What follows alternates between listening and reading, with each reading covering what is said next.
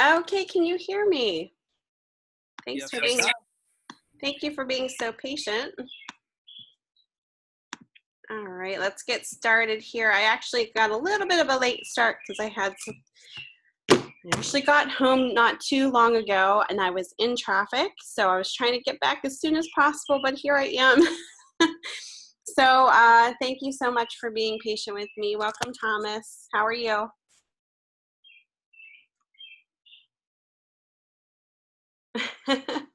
I was like rushing in and trying to get everything set up, so things kind of just time got away from me today for sure. Well, welcome to DES340 Branding and Identity. Yes, definitely life happens for sure.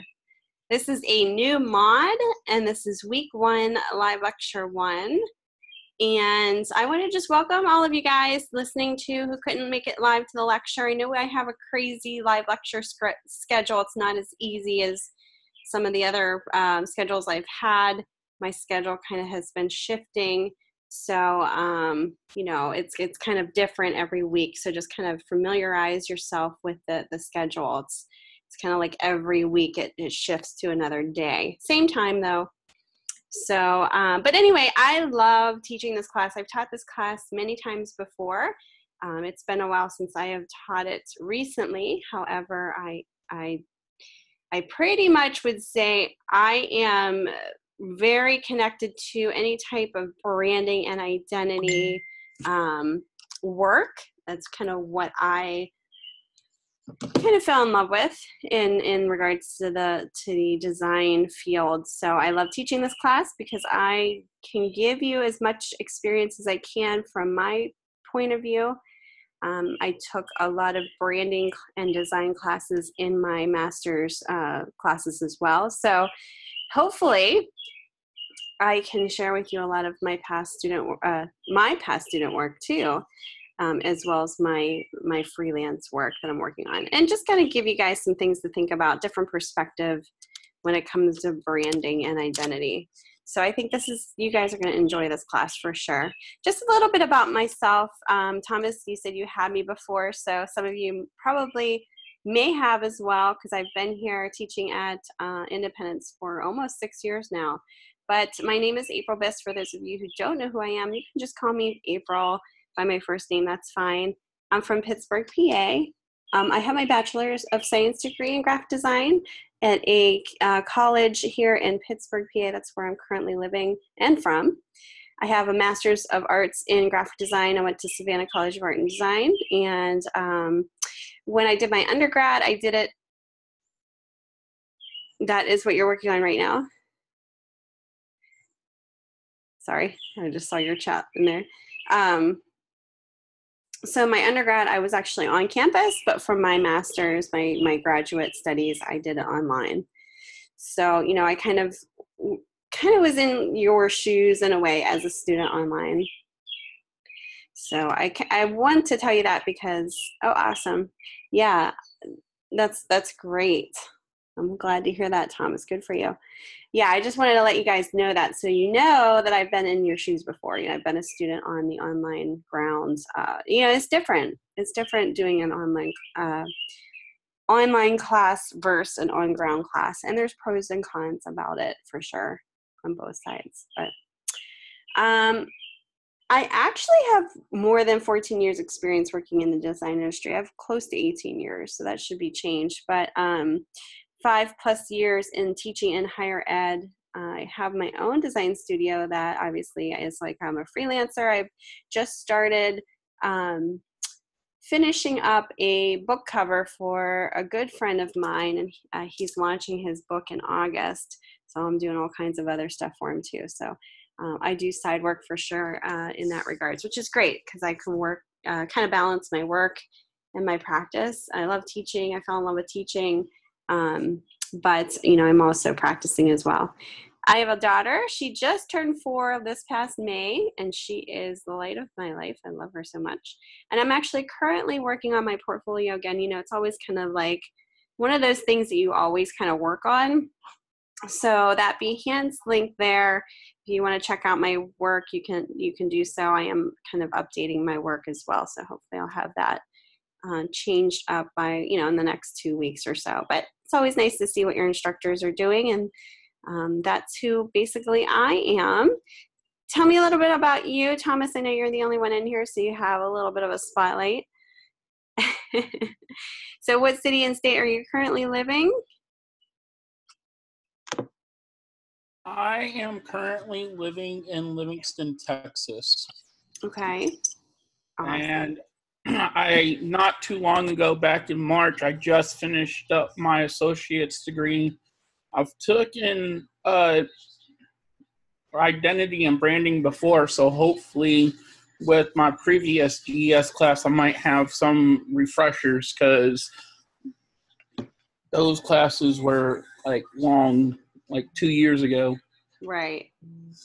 Yeah. The most recent class that I took when I graduated, and that's still kind of fresh, is the DES340 class. Okay. Yeah, so there definitely will be some refreshers in here for sure. So I think it'll all come back to you, but then you'll also learn some new things. So, but congrats on finishing your associates, and good job for continuing on. That's awesome. And you're in Texas, so it's always nice to see where everybody is at, because I've had students all over the place. Yeah, right now I'm not sure, but hopefully the weather, because we're having a thunderstorm come our way, and I'm hoping that it doesn't affect me or kick me out of the lecture. Yeah, I think that's the con sometimes about being an online student and an instructor. I've had storms rip through here and my Wi-Fi goes out. But it's just something we all have to work with. But luckily, it's recorded, so if you miss anything, Thomas, you can always listen to the recording. Yeah, most definitely. Some bad storms in Texas, so. I lived in Florida before, and they get some wicked storms there too. All right, you guys. So, obviously, since if you're not in here in the lecture, go ahead and give that same introduction into your discussion post in the intro. For this class, there's an intro discussion, and there's also a discussion 1 for this week. So go ahead and just tell us a little bit about you guys. What's nice about that is you guys can learn about who you guys are, student to student. I can learn who you are. You guys, if you know each other, that's wonderful. But then you can also keep in touch with each other, because it's amazing how many opportunities are out there once you graduate. If you know former alumni that might be working somewhere that you want to work, or they know of a job that you might need or want. I can't tell you how many times I've had alumni friends or even professors that I've had contact me or vice versa for new opportunities. So it's always good to keep that network open. And the first step to that is just getting to know each other. So intro posts are really important in that regards. So go ahead and do that. Don't forget. So like I said, some of the lecture schedule for this class can look a little confusing, but hopefully it's not. Monday and Tuesdays are our lecture times for week 1 and week 3. Pretty much the time stays the same, so 10:30 a.m. to 12:30 p.m. that Mountain Standard Time. The only change is for week 2 and 4. We'll be meeting Wednesday and Thursday at the same time. So it's a little different, but it's what works with my schedule right now. And you got to do what you got to do. So if you can't meet up those times, no problem. It's not mandatory that you're in their live lecture, but I do really highly recommend, if you can't make it, to watch the recording. And I know you've heard this before, but it really is kind of like the meat and potatoes behind what we do. We not only go over really important information about the projects that you're working on and the topics that you're learning about each week, but also we do step-by-step demonstrations for each project. So it really could save you a lot of time and energy, listening and watching those demos, so that you get a good idea of how to approach each of your projects. So don't forget, we have to stay on this schedule. It's always good to get in this habit. When you're out in the working world, you guys have deadlines too. The only difference is if you don't meet those deadlines in the working world, you just won't have a job. So good job with, kind of keep up the habit of keeping the deadlines, because it'll just kind of get you into that pattern and that routine to do so when you're in the working world. So all week 1 work needs to be submitted by this Saturday. So before midnight. And if you can't, for some reason, get that in, you do have a grace period, a week grace period, and that's with a 20% late deduction. So take advantage of that. Don't just give up. If something happens, reach out to me for sure. Life happens today. Like I said, I got in a little late here, so I understand things happen. Rules about resubmissions, Thomas is asking. I'm pretty flexible with that.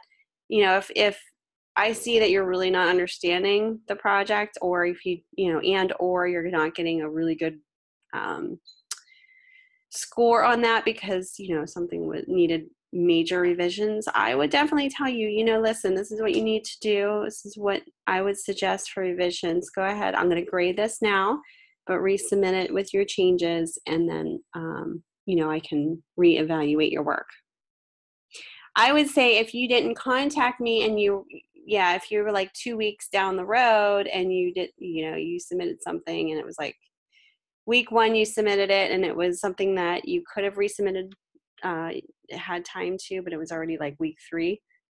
That's when I'm like, you could have come to me earlier so that we can work together. The earlier you are with reaching out to me, the more flexible I am, because I know that you're trying to at least, work with me here. All right, so discussion 1, we all know week 1 initial post needs to be posted by Wednesday before midnight for possible full credit. If you post past the due date for the discussion, though, you will not get credit. And there's a reason behind that, because nobody really is going to go back to the week prior to read your late post. So you really want to get that in as soon as possible, your initial post, so that you're gaining as much as you can from the discussion, getting as many responses, and giving that feedback during the week that it's due. All right, so syllabus. You guys, there's a syllabus in the classroom, yes. A lot of us kind of look over that, but definitely take a peek at it. Week 1 lesson objectives. So this is basically what you'll be walking away from this week for this class. So introduction to class and multi-week project, analyze rhetoric and what creates a persuasive experience, analyze the reasoning behind a positive interactive web experience. We actually do have the learning objectives in the classroom itself too listed, which I'm going to reference here. So let me just really quickly go over that after I show you a few things here. So don't forget daily checkpoints every day. I have students always contacting me saying, what can I do to raise my grade? Do you have any extra credit? We really don't have extra credit, but we do have daily checkpoints, and they're worth 5 points every day. So that adds up towards the end of the mod. So definitely do that. And it's great supportive resources for what you're learning in this class. Shark academic resources, if you have, any type of extra resources that you need to obtain, definitely check that out. Live sessions, let me just quickly go in here real quick just to show you. I do have the weekly days and times that we're going to be meeting here, week 1 through 4. This is where you would access the live session link here, and then whenever this recording is done, it will be placed in this area here in week 1. So that's where you would find the recording. Pretty much all things that you probably should know by now, but just to kind of go over it. Also, if you need to contact me about the instructor, that's a place that you can find my information here as well. So you have my email address. This is actually my phone number for my cell phone. So I really like for you guys to first email me, just because I have my phone on me all the time. So I try to get back to you as soon as possible. I don't mind phone calls. It's just, I like to limit those as much as possible if need be. But I've had students who text me too, and that's fine. Just let me know who you are, what class you're in, because I do teach other courses and I have a lot of students. So just kind of give that intro before doing so. I've had students that just say, hey, can you please look at project 1? And I'm like, okay, well, I don't know who you are. I have a phone number, but you're not in my contacts. So you need to tell me who you are and what class you're in so that I know that information first. Course information here just kind of talks about the course objectives, learning objectives, everything pretty much that you're going to learn in these next 4 weeks. So definitely a great little plan down here, a little outline of what we're going to be going over as well. So week 1 through 4. I think this is great because if you're really kind of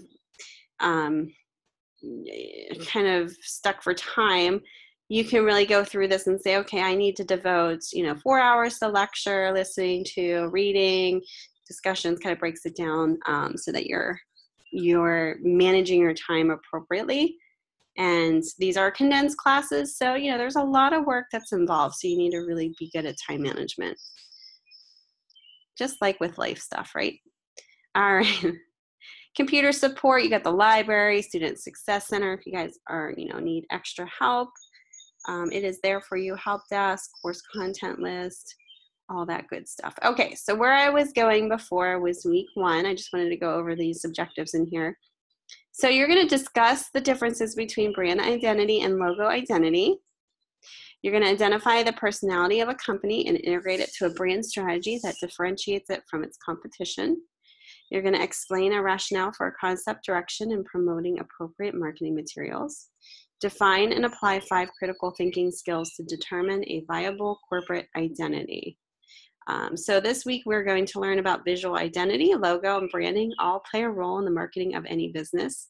You can check out this short video to see the rebranding of a Thomas 767 passenger plane. It's pretty amazing.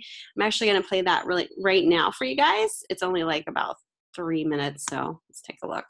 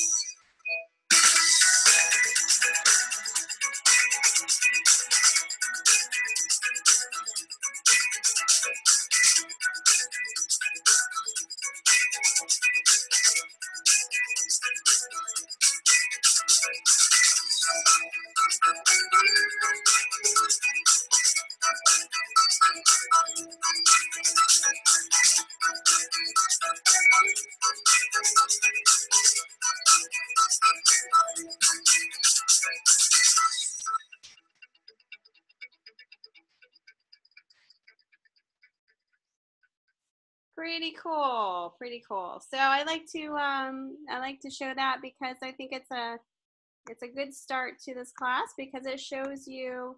I mean, it's more specific in terms of repainting this plane, but it shows you kind of where they were with the old branding look, and then kind of how it was refreshed. So it was pushed and elevated so that it looks new and refreshed.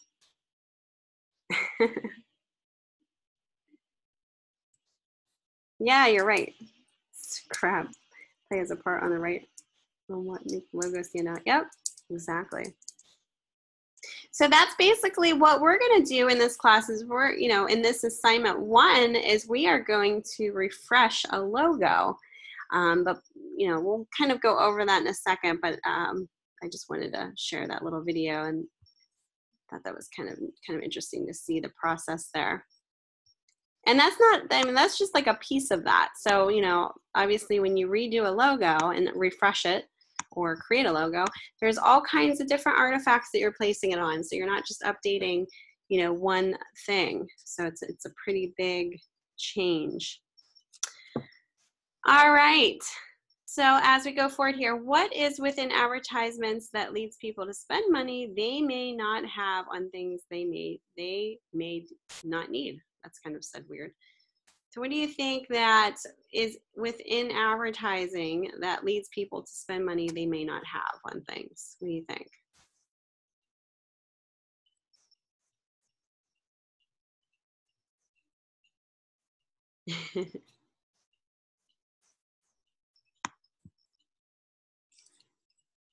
Persuasion, right?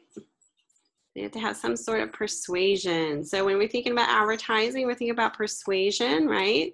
So there is brand persuasion, impulse buying, yep. And we're all suckers of it, I think.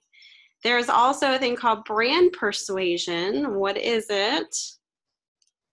So attracting, retaining, expanding relationships with customers have never been more challenging, which implies that the marketers of today need to be smarter than ever before. So brands are trying to create this environment and experience to pull in more loyal customers who are going to be loyal consumers of their brand. And a persuasive brand should think outside just being creative for the sake of being creative and focus on articulating and communicating the expected client experience your client will have with your company. So what brand experiences influence me? Think about that customer experience. Maybe you had a really great experience walking into a certain service brand, and you just thought, wow, that was amazing. I will always come back because I felt good going there. Maybe you had a really awful experience. And even though that they had a great brand and great persuasive tactics to get you in, you had a really crappy experience. So you'll never go back. Digital experience, think about, not just website digital, but like, if they have interactive elements like kiosks or whatever, discovery experience, employee experience, product experience, shopping experience. So there's all these little things that kind of come together that influences people that we need to kind of be aware of. So there's different persuasive tactics that a brand has to think about. Here's a good example of Field and Stream, kind of a part of Dick's Clothing and Sporting Goods. They kind of umbrellaed off of it, and they're mostly focused on hunting and fishing, camping. But what's interesting about this brand, look at the logo, Field and Stream, very, Americana. I would say a little bit more on the manly side. It's, established looking. But then not just the logo itself, but look at the actual store and the experience when you walk into the store. It's all encompassing. So you're walking into this experience. You see these taxidermy animals. You're almost like in the wilderness here, and gets you all excited because you want to, get into this environment. So they're creating this brand experience to persuade you to buy their products and, you know, come into their store.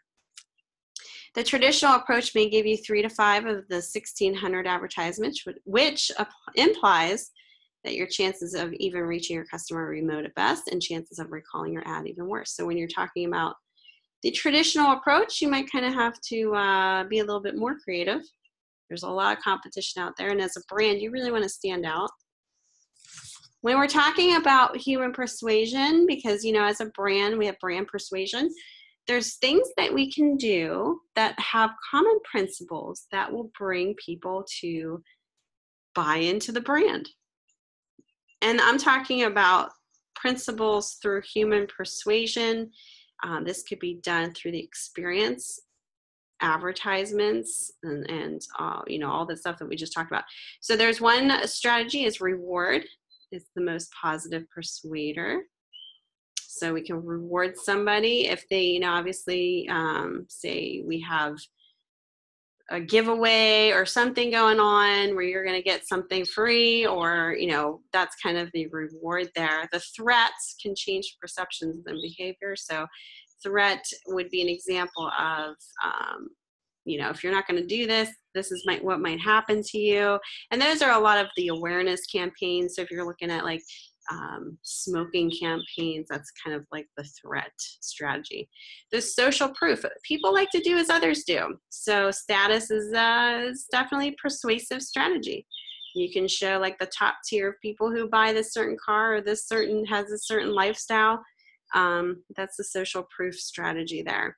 Expertise, you know, this is shown a lot, especially in sporting goods. Persuades through trust and credibility. A lot of professional athletes through Nike, for example, will be the cover or spokesman for certain products, and that kind of, it shows expertise, and people buy into that because, you know, they want to have the same, you know, golfing supplies as Tiger Woods, for example.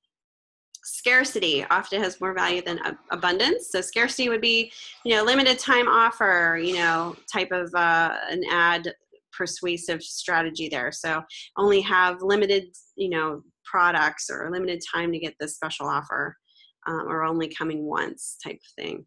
Liking, feel good factors always win. So, you know, obviously getting that feel good factor of brand strategy, liking in regards to making you feel good about yourself is always a great persuasive strategy.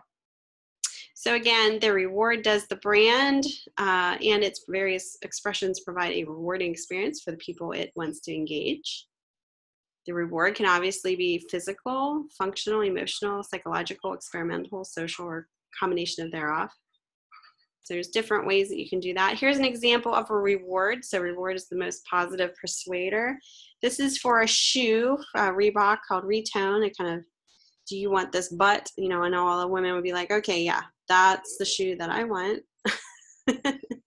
If I'm going to get that body, I need to get those shoes. So it's kind of like a visual and visual persuader. You like Reeboks? I think everybody has their own subjective, just, you know, opinion about certain brands, which is kind of interesting.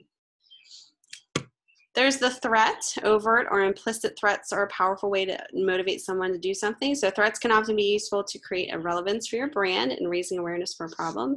Real or fictional, consumers may not have been aware of. So here's one for texting and driving, creating awareness.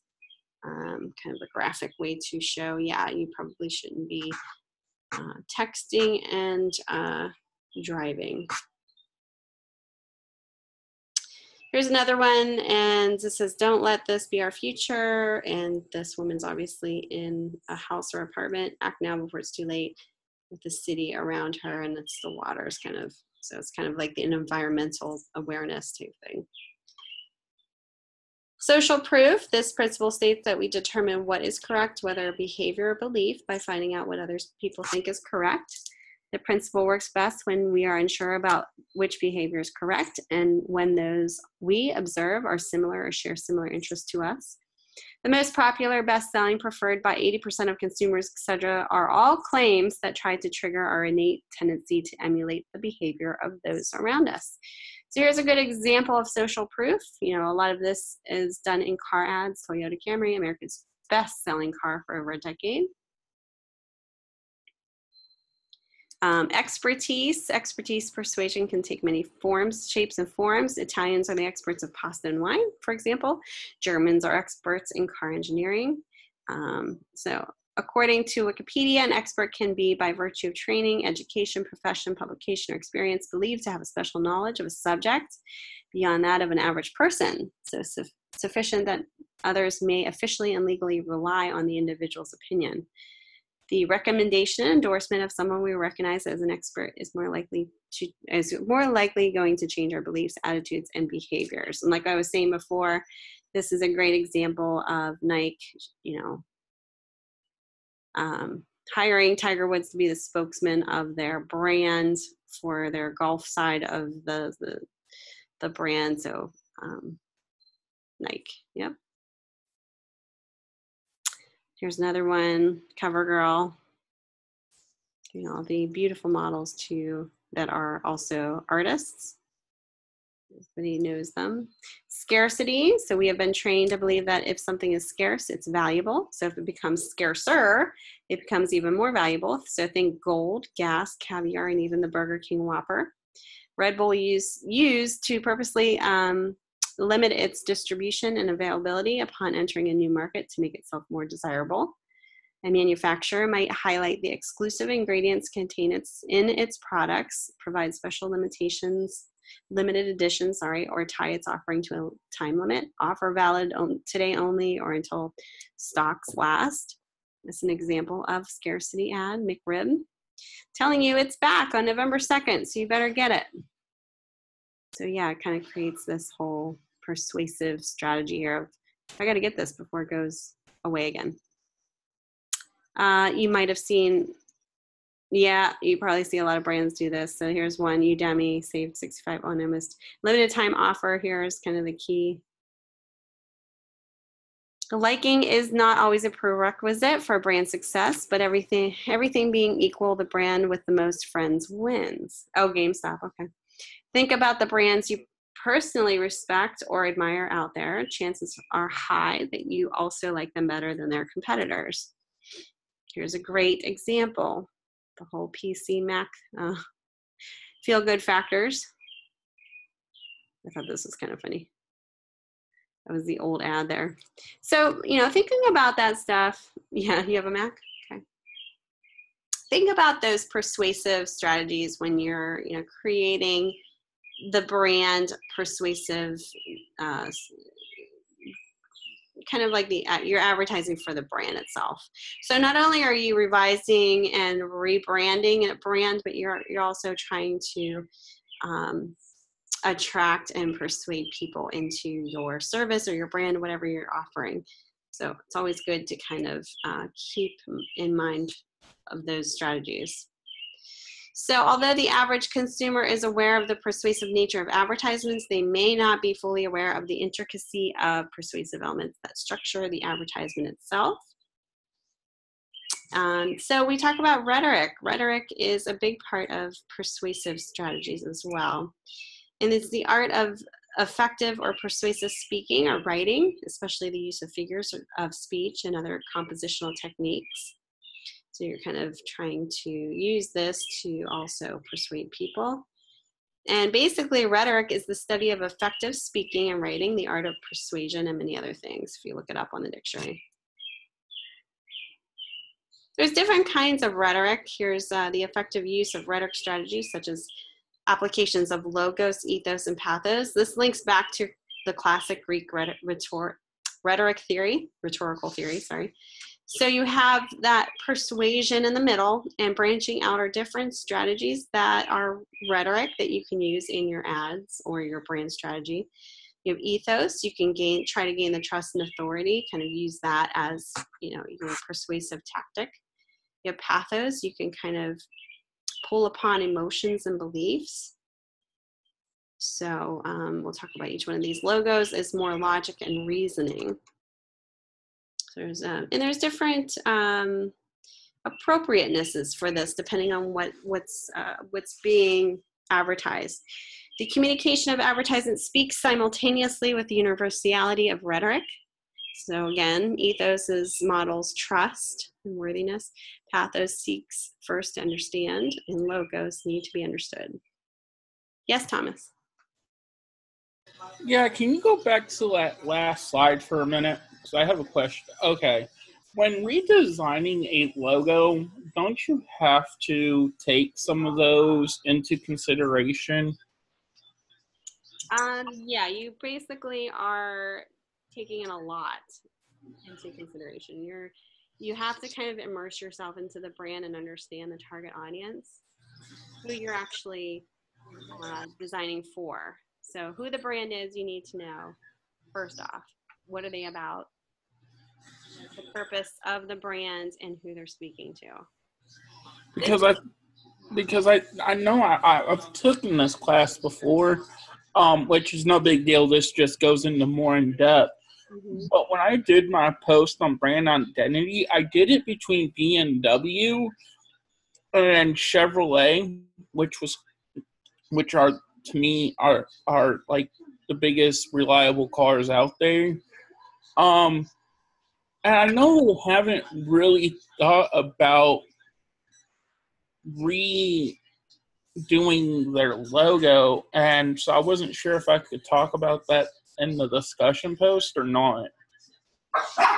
Well, we'll definitely check out the discussion and I can probably answer your question a little bit better once we get there. Okay. And then, yeah. Okay. Yeah, we can talk about that when we get there. We're almost there. Okay, cool. Okay. Good question for sure, though. All right. So the human familiarity of persuasion that advertisers take advantage of, in this one is talking about smoke, kind of raising awareness about, how it can affect maybe not just you, but your kids who are around you. So, just kind of showing you some examples here of different strategies there. So rhetoric through the effective selection and applications of rhetorical strategies. Advertisers, which are the redditors, are better able to invite a potential consumer in and consequently have the ability to persuade them. That's pretty powerful. If you have all three in with your strategy, you could definitely be in for a win. It's just really kind of based on your brand and how you go forward. All right, so brand recognition. So brand awareness is the extent to which a brand is recognized by potential customers and it is correctly associated with a particular product. So think about all the brands that you know. There's some visuals right there. And I know, Thomas, you brought up some BMW and Chevrolet. So think about brand awareness. Through branding, advertisers can utilize symbols to establish the credibility of the product. So, through actual symbols, a logo mark, for example, is basically what you want your brand to do is be able to be recognizable very quickly. And sometimes it takes a little bit longer for that recognition to build upon itself so that you can just only use maybe an icon like Apple does now. Before they had Apple with the actual logo, but now they just use an Apple icon and everybody knows what it is. But it does take a while to get there to that point. But through branding, advertisers can utilize symbols. So it's that branding that gets the name out there. So here we go. Recognize this, Apple. Isn't it amazing that we all kind of know what this symbol is without even having the name with it? Yep, you own it. So look at this. Apple's logo changed dramatically from color to chromatic. It played a key part in the newly found brand loyalty that Apple customers have today, which led Apple to focus on emotional branding. So on the very top left corner is kind of what their first logo looked like. Very Victorian, overworked type of a logo. And then the evolution as it kind of went forward to now at the very bottom right.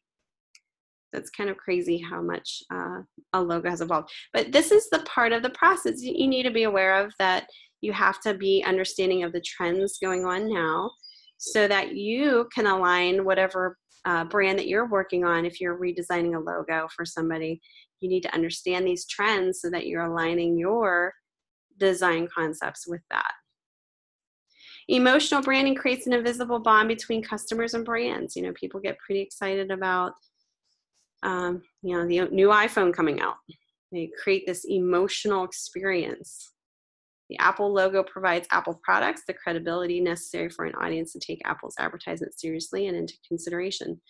If you ever walked into an Apple store, it's kind of like its own experience. You know, it's kind of an experience in itself. And the brand kind of creates this anticipation, and this product, the way that they kind of sell the product itself is kind of what does it.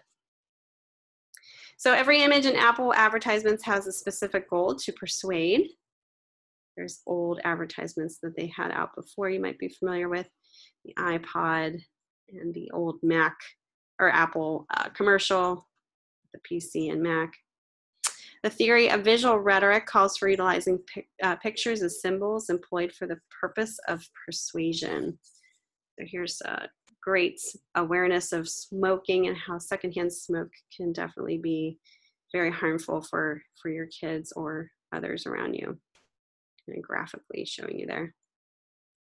What is decorum? So you have decorum also to think about, a central rhetoric principle requiring one's word and subject matter be aptly fit to each other, to the circumstances and occasion. So the audience and the speaker, talking about kairos, if you're talking about the Greek word for that. Propriety and good taste in conduct or appearance. So appropriateness of behavior or conduct is a part of decorum. So when you have good decorum, that means you have good taste. So that's kind of the idea behind that. And again, this is the 3 strategies of rhetoric, which you could definitely use within your marketing strategy to gain trust and loyalty from whomever you're speaking to target audience-wise. So you have logos, ethos, and pathos. Okay, so just to give you some examples, this is a good example of logos. It refers to an appeal to reason based on logic. So this one gives you like a comparison, like what are the facts of Verizon versus AT&T. So you can actually see statistics more so in the logos. Ethos is trustworthiness.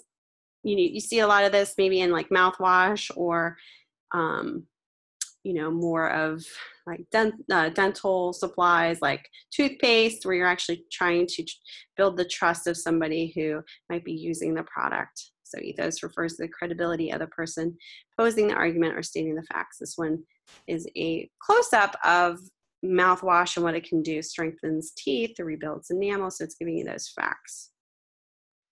Pathos refers to appealing to a person by influencing their emotions. So pathos is involved in the strategy of convincing the audience by invoking feelings through their own imaginations. Here's a BMW ad: spare parts for humans are not as original as those for cars. Don't drink and drive. Kind of appealing to your emotions. Here's a great little chart that kind of explains all 3 of them. Kind of a little infographic of sorts, maybe not so much an infographic, but a nice little chart that shows each of these. So ethos is based on the character, pathos, emotion, and logos is reasoning. And it kind of explains each one of these and what it taps into.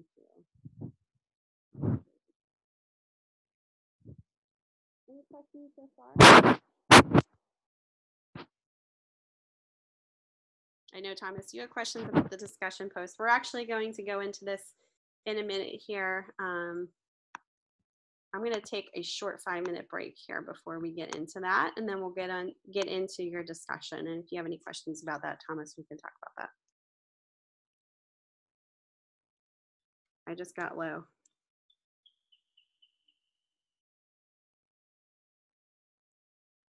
Okay. Oh, hard to hear? Can you hear me? Barely. It sounds like you got away from your mic. Oh, I didn't move, so I'm not sure what happened.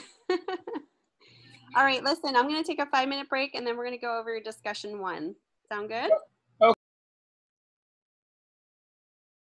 All right, see you back here in 5 minutes.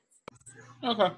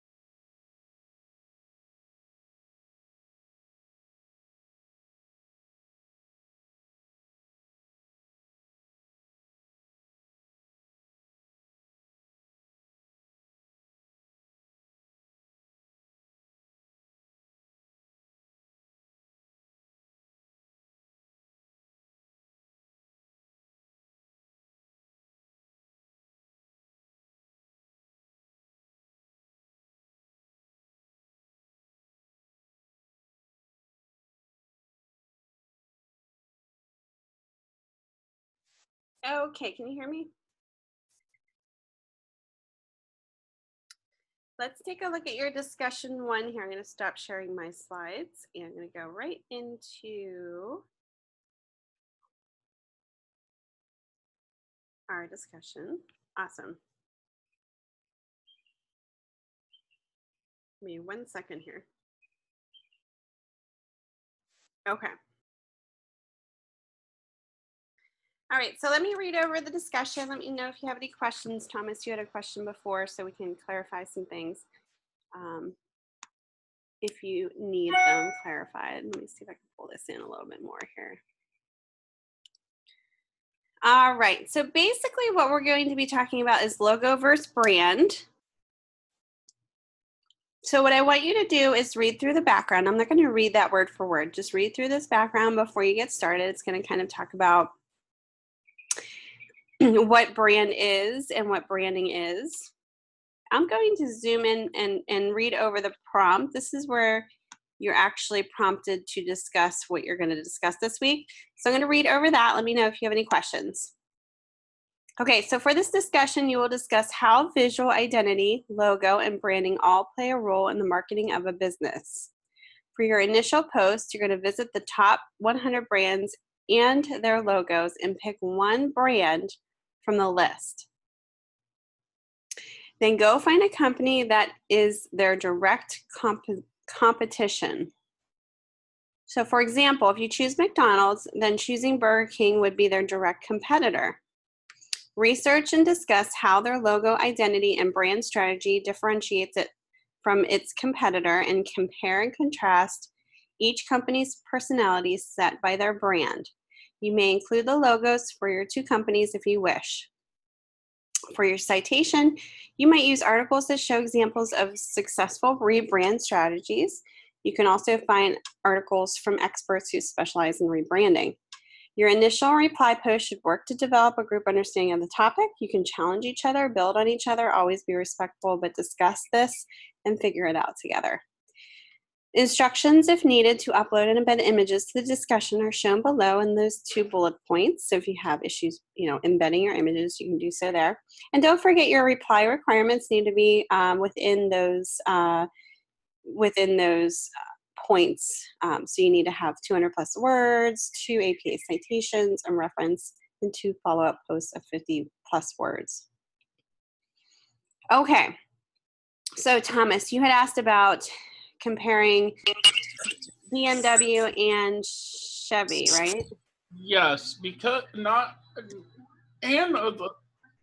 them themselves, but I know with Chevy, their main competitor is Ram or Dodge, I should say.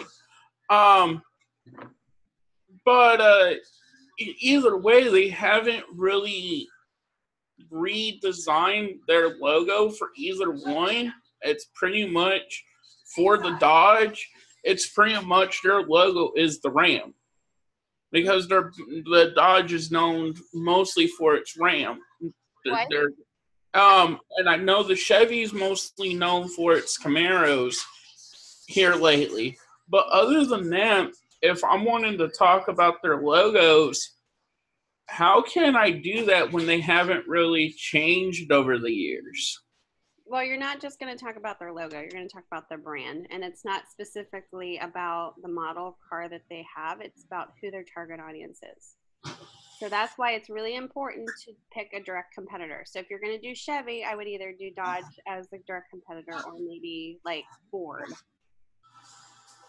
Okay, so either Ford or BMW, then I would do a Mercedes as their direct competitor. Okay, because they speak to the same target audience. So what you're going to do is just show their logos, possibly maybe an ad for both, and then discuss the different strategies between the two, compare and contrast. Between Chevy and Ford? Right. Okay. So you're going to discuss how their logo identity and brand strategy differentiates itself from its competitor and compare and contrast each company's personalities set by their brand. So you're just going to compare, maybe there's similar things about both of them that they show and do in their strategy and their brand. Maybe their advertisements or logos look similar. Maybe they don't. Maybe they look completely opposite. Talk about that. Maybe their whole strategy is showing a different, like we just talked about, different strategies. Maybe one relies on liking and the other one relies on like facts. Yeah, and Chevy just normally their commercials when they're doing their advertisements, they normally talk about the like 3 or 4 year running of getting that whatever the award is. Right. And so that's talking about their expertise in as far as their brand and what they're known for. Yeah, well, Ford is basically the number one Ford truck of the month or something. Because right. And what you could do, Thomas, if you're going to do Ford and Chevy, Google Ford versus Chevy in advertising, and you'll see a lot of probably links that'll kind of help you explain like what you need to explain in here. Okay. That might actually really help you out. And that goes for anybody who's looking at two different brands that are pretty much promoting the same product, but they're just two different brands. You can look them up online and say that brand versus that brand. Well, the reason I was asking, because I did briefly, and I do mean briefly, read over the discussion on what was requiring. And the reason I was asking about redesigning their logo is because it does say right there, specializing in rebranding. So I thought that was basically their logo. So that's the only reason I asked that question. Oh, because it talks about what? I'm sorry. If you scroll down, it's right there. From who specializes in rebranding.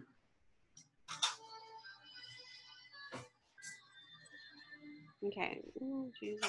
You must use articles that show examples of success rebranding strategies. You can also find articles from experts who specialize in rebranding. Oh, you're okay. Yeah, so you can find articles from experts who specialize in rebranding, just so that you can get some ideas of.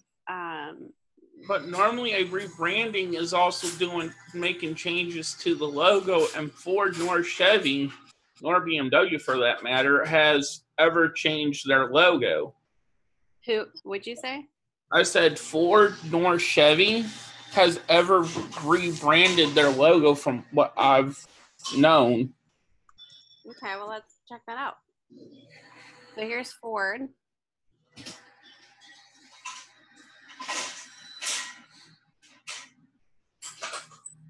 Can you see that, Thomas? Yeah. Okay, I guess they have kind of changed it. I guess from 1927, it hasn't really changed that much, other than maybe the font of it. I like the color a little bit. And then Chevy, so you could talk about that. You can show both. Yeah, that's what I was thinking. And there's Chevy right there. See, and that's what I'm saying. They've changed, but not like dramatically like the other ones have. Yeah, and that's always good to point out. Some of the brands don't want to change dramatically because they have such a loyal client base that if they change so dramatically, they might lose that recognition that they put so much money into. You know what I mean? So look at the evolution of that. Like, where did it go? What were the trends? You can compare and contrast both of them. Okay. Look at what it was in 1911 versus 2011. Right. So. And then, like I said, you could do, let's see, Chevy versus Ford in design. Maybe you can find something here. Battle of the Brands, Ford versus Chevy. So this could be a great article for you to kind of check out if that's kind of the two that you're going with, and kind of get some good data in there to support. And I don't know how good this article is, but I'm sure you can find some supportive copy to add in there. And this might be design wise for the car. You might want to put like advertising, something like that. Yeah, because they do have. I know Chevy and Ford are like the two biggest car rivals out there. BMW and Mercedes, you don't hear too much about, but I know those two are very well known, and I know that depending on, like the facts we were talking about earlier, brand competition. So there it is right here. Chevy versus Ford brand competition. So you could review the Ford comparison. So this might be a great article for you to, I'll paste this link in there. okay, that works. Yeah, check it out. Yeah, it definitely gives me, like I said, I knew where I was wanting to go with it because, like I said, I know it might be kind of repeating the same discussion from when I did.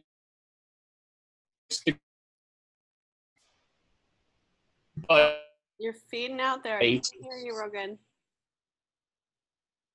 Yeah, it's the storm. Sorry about that. I was saying that I know it kind of. Can you hear me? Yep. Okay.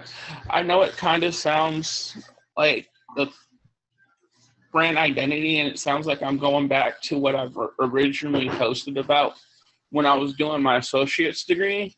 Mm-hmm. So, yeah. I'm just trying to go back to that. The basics. Yeah.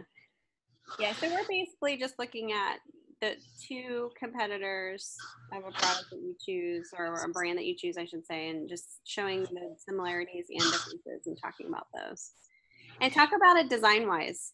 Just don't talk about, oh, the car they have better cars or more reliable cars. Talk about the actual design of their branding campaign, their advertisements, how they look different, what are they focusing on, what's the mood that they set. So don't talk about the product so much itself, but how different strategies or the similar strategies that they use in their advertising campaigns, and talk about the logos themselves. Okay. That makes sense. Well, it makes perfect sense. Awesome. All right. Any other questions or? Nope, that was it. Okay. That was great, because I think clarifying that is good, because I think a lot of students will definitely talk about the product more so versus the design, which is important to understand that you need to talk about the design. That's why we're doing what we're doing. We're not talking about the products themselves as much. All right. So that being said, let's go ahead and look at your assignment 1. We'll go read over that since we talked about the discussion. If anybody else has any questions about that, let me know. But we're going to go right into the assignment 1, out with the old and with the new. So you guys are going to be going in here, read this background. I'm not going to read word for word. Go ahead. That's for you guys to check out. I'm going to go to the prompt. So basically for this assignment, you're going to redesign a logo for an existing brand. So it's already going to be out there. Think of a new logo design as a fresh, up-to-date look. The same person inside, but a polished new design that looks professional and current. A logo is the thumbprint of the brand. It must be unique as well as recognizable at a glance, just the way that HBO monogram, Coca-Cola wordmark, and Nike swoosh and Apple symbols have become. So basically, you're going to go to the rebrand.com website. You're going to click on that link. It's a hyperlink, and choose one rebrand case study for your logo redesign project. You're going to use Adobe Illustrator to redesign the logo for your case study. From your case study. You're going to create a new document, so 4 inches by 4 inches with 3 artboards. You're going to design 3 unique concepts, so they should all look different from each other. It shouldn't all look the same. You shouldn't use the same logo mark and just change one thing out of that. I want to see 3 unique concepts. Place each unique concept on a separate artboard. Each concept contains 1 black and white version, and one color version. Okay, so really, if you think about it, you're going to have 3 different concepts, but on each of the artboards, you're going to have 2 of those, that concept on each artboard. So 2, 4, 6 total. So 3 unique concepts, and then on each artboard, you're going to have a black and white of that and a color version. Save as a single PDF are all artboards included. You're going to name your file, class with your first and last name, and then PDF for grading. All right, so let me click on this rebrand.com, and I want to kind of show you something that I think is important to point out here. Because a lot of these are all, they're pretty much all redesigned anyway. So what I'm, and it doesn't say it in there, but what I'm kind of proposing to you guys, because these are redesigned, so let me click on this first one to show you. So when you click on this, it's going to show you the before of what the brand looked like before. And just click to the right here. So it's going to show you kind of like the brand. This looks like a trifold brochure, and what appears to be the logo. Oops, zoom out here. Here's kind of some pieces. There's the logo there. So it's showing you kind of like some pieces of the brand. And then after the rebrand, this is the new logo and brand experience. So my instructions to you guys, because I think this can get a little confusing, which logo do you redesign? So I'm going to say, because each of these already have a redesign, I would say go forward with the first logo that you see, so the before. Okay, so I would take this logo here and try to redesign it. I only say that because there's a lot of successful logos that are the after. It's good to see the after just to see what they came up with. But I think it would be a little bit more successful for you to kind of start with the before. Okay, that's one of them. Here's another one. So each one of these are just little booklet of case studies, what the logo and brand looked before. This one's the Royal Botanic Gardens. And some of them might be different pieces in here, different artifacts, website. There's a toolkit, signage. Here's the after of the brand. I'm not saying you can't take this logo, rebrand it. I'm just saying it might be more successful if you do the before and rebrand it. I'm going to kind of leave that up to you guys, but there's no instructions on what you should do. So I'm kind of advising you to try to redesign the before brand. Some pieces here. Okay. So, check all of these out. There's some great, here's one. This one's kind of really cool where it evolved into this.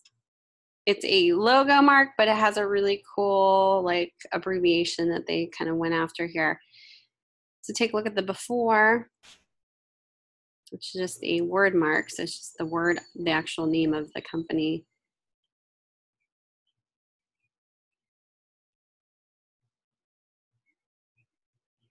And then here's the after rebrand.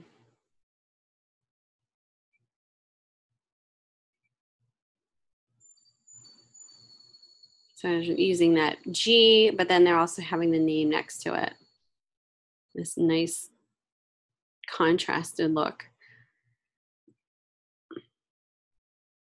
When you're going through this, try to figure out who that brand is too. You don't want to just dive into it where you don't understand who it is. You might do some research of that brand, just kind of get a good background of what they're all about. You don't just, obviously get a project and not figure out who that brand is. You need to know who they are, kind of learn about what the brand is all about. You might need to do that outside of the site. Here's summary information down below you can check out that talks about who they are, their challenge strategy. So that will definitely help to read over. I would say stick to the rebrand. I don't really want to go beyond the scope of the project here just because it's very specific to these brand case studies. And when this has to do with your portfolio, being in your portfolio in the future, I don't want to kind of have, you know, other logos be in there. If that makes sense. Yeah. But if you want to do that on the side, you know, definitely go for it. It's not something that I'd be like, oh, don't do that. So my advice to you is choose a before logo to rebrand. Unless you think you can challenge yourself to do the after, it's completely up to you, but that's kind of my suggestion for sure.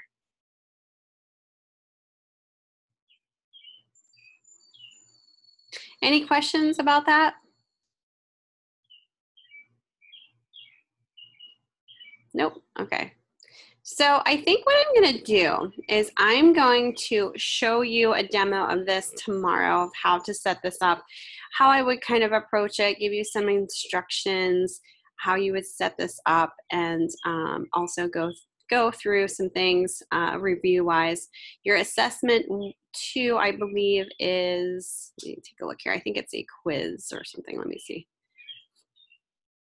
Oh, no, I think it's a review of the client that you chose here. Explain why. So we'll talk about this actually tomorrow as well. So I think what I'm going to do is I'm going to kind of end this a little early unless you want to see something so that we can do the demo tomorrow. We'll have enough time to do the demo and your assessment 1 as well.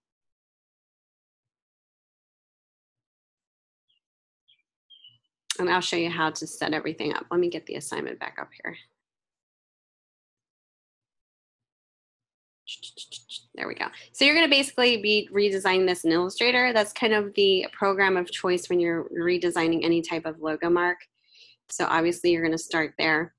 Tomorrow when we meet, like I said, I'll kind of walk through step by step a brand that I'm going to redesign just to kind of give you some ideas and show you some tools in Illustrator and things that you can do. And then what we'll do also, I'll show you how to export them out for submission. And then we'll go over your assessment 1 along with other review information. Does that sound good?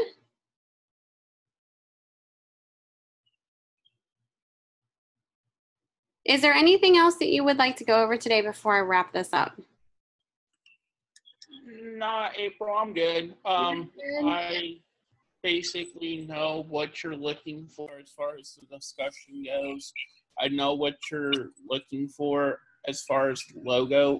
As far as right now, I know what you're looking for as far as what you want us to do as far as the logo. Mm-hmm. But yeah, tomorrow I might have more questions because, again, I've done something similar to this. It wasn't just the logo itself, but I did do something similar to this. Mm-hmm. And I know there's different tools that I can use. Right. Since it is a higher up program and I don't have to stick just to the basics. Right. Exactly. So. Yeah, so we'll go over that. I'll give you some ideas and tips and tricks and show you some tools that you can use. And then we can share your screen. You can show what you're working on. We can kind of go over some things during that time too. Okay.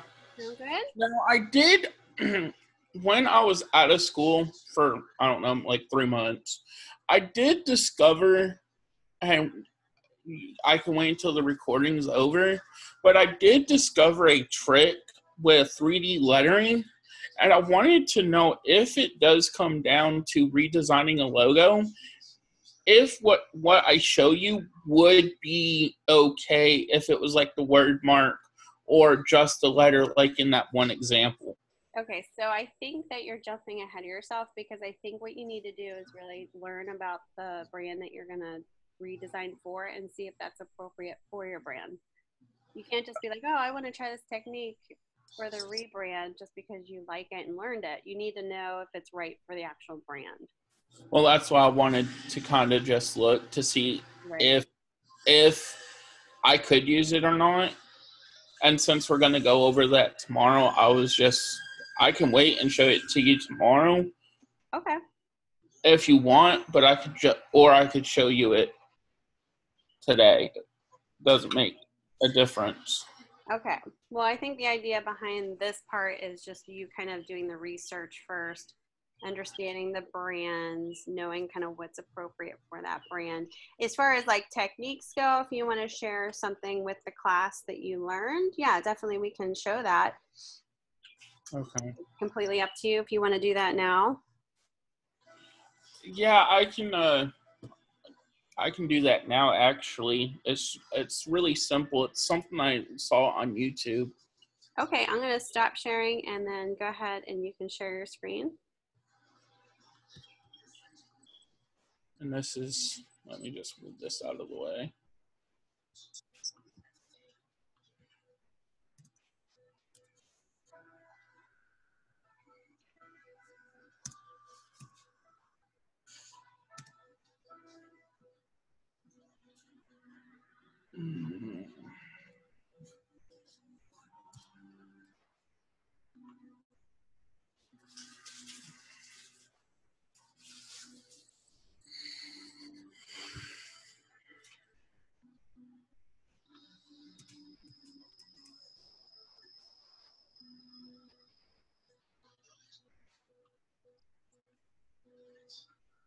So I just created this dope website with Wix. Let me show you how I did it. First up, go to Wix.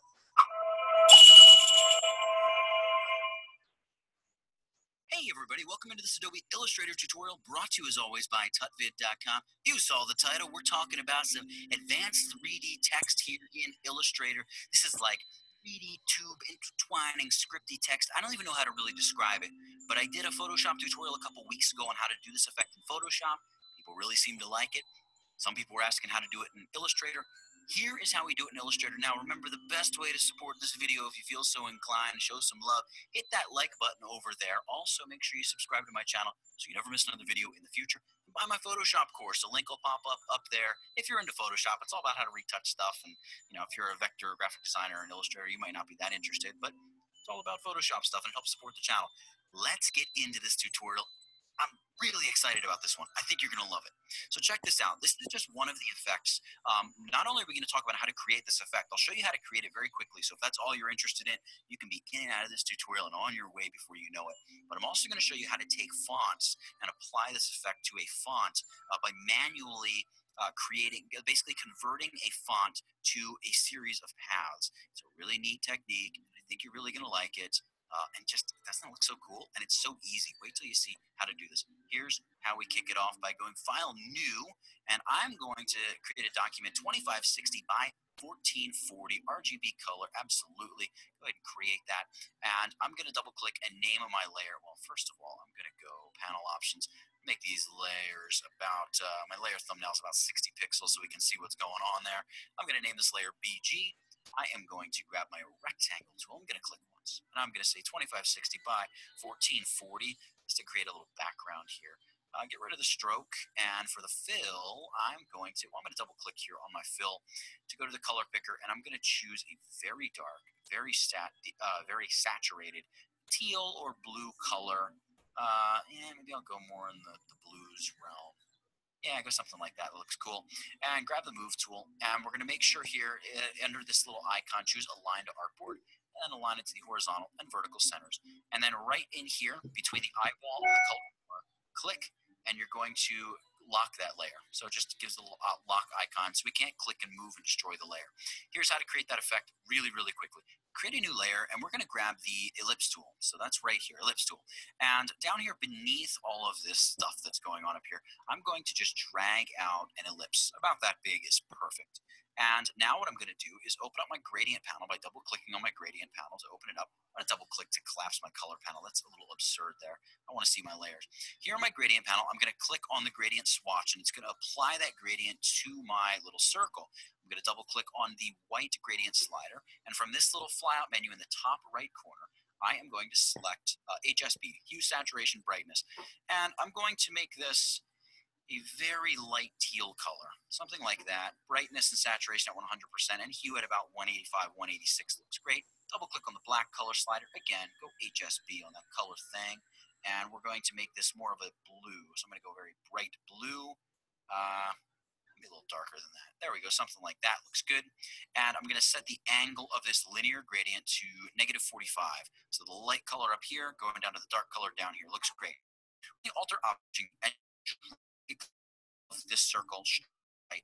And you're holding down Alt to duplicate it, and then hold down Shift to make sure it stays in just a perfectly straight line. All right, great. Select both of these circles and go Object, Blend, Make. Now, I get this perfect looking line of gradient goodness. You might not get that. If you don't, go Object, Blend, and choose Blend Options. In all likelihood, you have smooth color selected, and you're getting something like that, right? Well, what you want to do, make sure we have the orientation set to just this Align to Page, and go to Specified Steps, and I like to set it to, as much as I can, and 1,000's about as good as it gets. In fact, I'm going to set this back to the Align to Path orientation because I like the way it looks better. Go ahead and hit OK. We've got our great blend. All right, wonderful. That's the first step. Now, the trick or the key is just create any old path you want. You can use your pen tool. You can use the pencil tool. That's what I'm going to use here because I've got a graphics tablet. And, oh, by the way, double click on the pencil tool. And we don't want accurate fidelity here. We want smoothness. We want the pencil tool to help us and give us a beautiful smooth letter. Hit OK.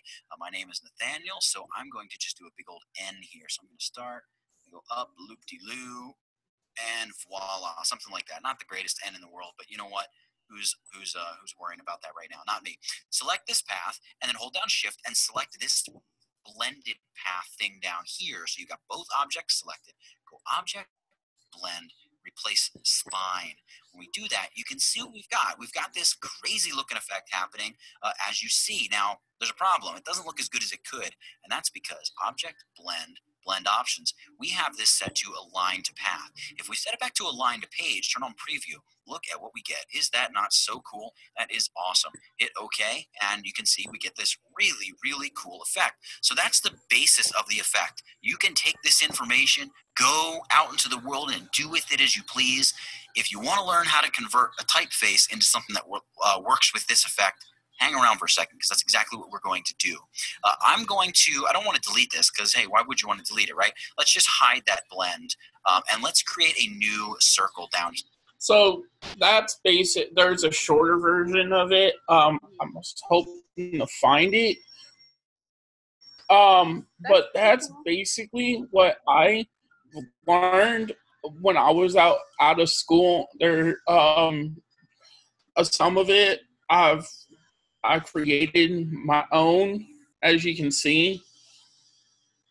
And again, it's basically in Photoshop or Illustrator. You know what? I just open that in Illustrator, I guess, because we're going to be using Illustrator. Yeah. Now I know that the page is going to be very small, so it may not be appropriate for this particular subject. But as you can see, that's pretty much exactly the 3D lettering I did just by messing around with that.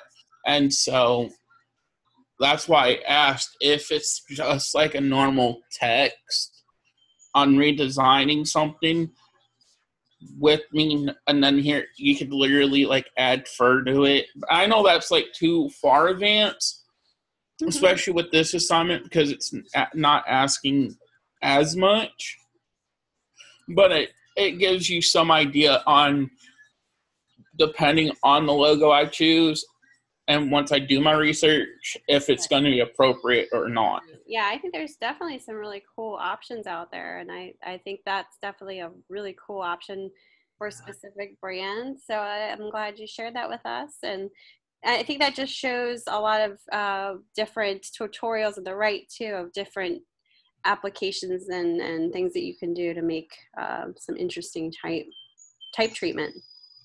Well, and that's what I'm hoping with me being in these advanced classes and being in my bachelor's program. I know at first it wasn't something you couldn't really go out to you couldn't do your own creativity. You had to still stay in the basic format. But now that I kind of am out of that associate's degree and I'm taking higher classes and learning more tools, more tricks, things like that. I don't see, depending on the instructor, why I couldn't do something like this within my bachelor's program. Oh yeah, definitely. But it also, remember, it has to be appropriate for the brand. But yes, Exactly. definitely, you can definitely do something that is customary like this if it's appropriate for the brand.